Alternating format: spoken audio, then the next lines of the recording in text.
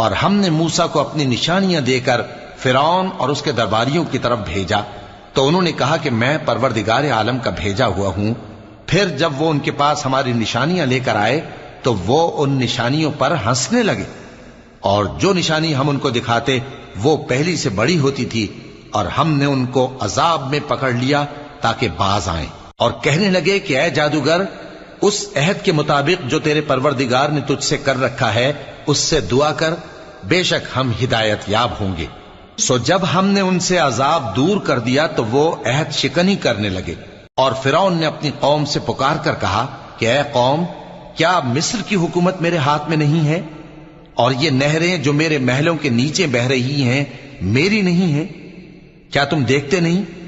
بے شک میں اس شخص سے جو کچھ عزت نہیں رکھتا اور صاف گفتگو بھی نہیں کر سکتا کہیں بہتر ہوں۔ تو اس پر سونے کے کنگن کیوں نہ